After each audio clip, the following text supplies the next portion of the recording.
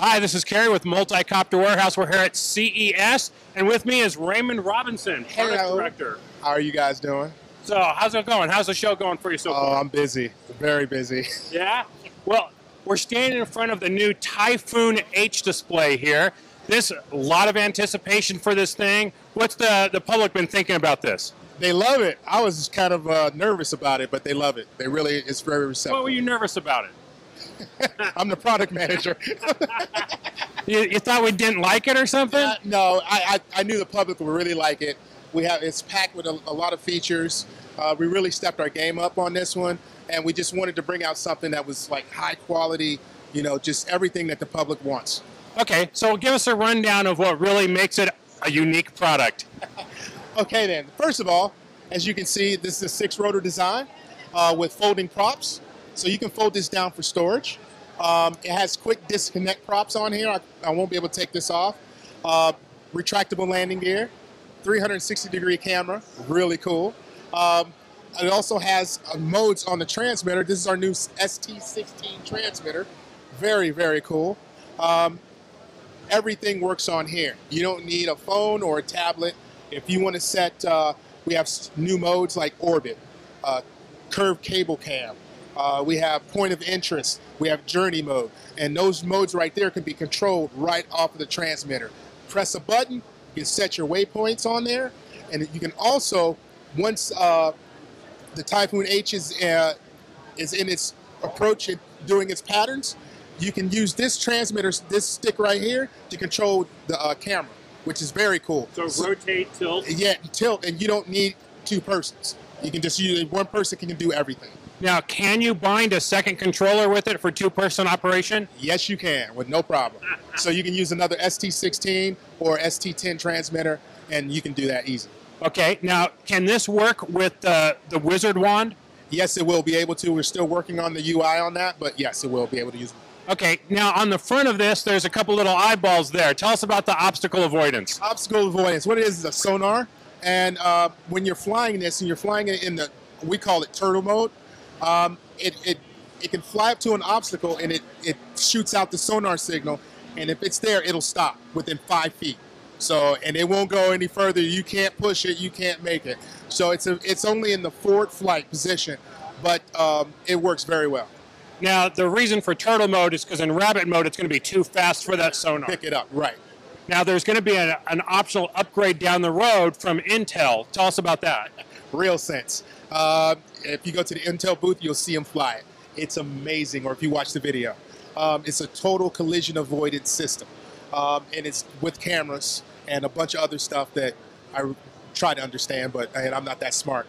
But it's very cool. This will be an add-on, so you'll be able to buy this and just bolt it on and use it. It's just so cool.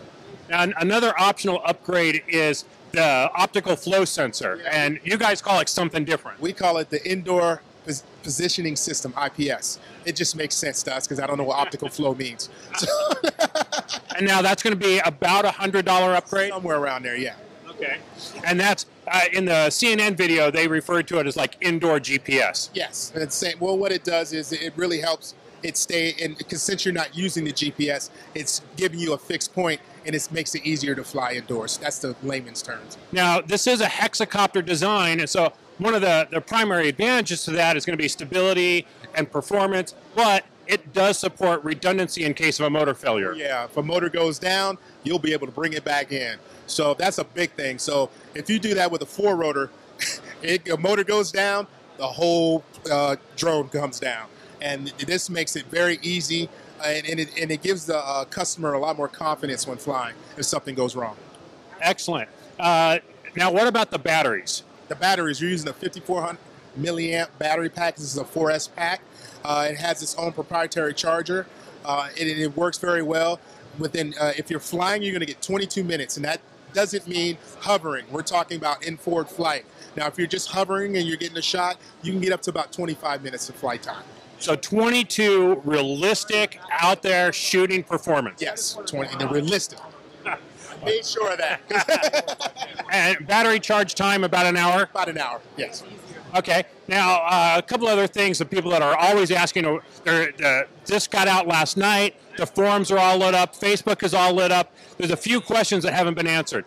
What about forward speed? It's fast. It's fast. It's comparable definitely to the DJI series, but we're going to do about 30 miles an hour. We made it faster. We listened to people, and it's fast, it's maneuverable, and it's fun to fly. Now, can you also turn GPS mode off and get even more speed out of it? Yes, you can, but I'm not going to tell you how fast it goes when that's on. So that's going to be based on how big your cojones are. Yeah. I've done it. And you can vouch for the fact it's fast. It's fast. I love flying it. You know, like I'm a guy, I fly, you know, RC helis and things like that. So flying drones was kind of boring to me.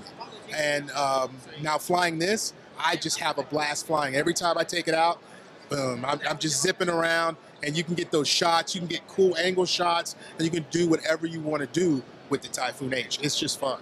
Now, let's talk a little bit about the maximum range. You're going to get, okay then, within FAA rules, the 400-foot ceiling is put on there. We do have our restrictions that are on there, but you can take it above that. You can take it, you know, about 3 football fields.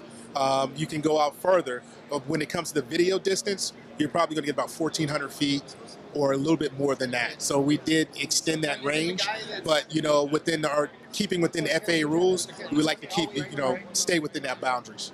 Okay. Now, unlike the Q500 where you had to connect it to your computer to do all the settings, all that's now built into the ST16. Right. Everything's built in, but now instead of using a GUI to fine tune everything, we have a USB, a micro USB, and you can plug it right into your computer and you can download your firmware. But when it comes down to doing all your settings for your waypoints and everything, it's all done through here. It has HDMI out, so you can hook it up to your TV and you can, or goggles. Or goggles, yes, and you can fly. It's fun. Well, excellent. Thanks, Raymond. We always appreciate your time. Thanks for having us over. And welcome. Enjoy CES.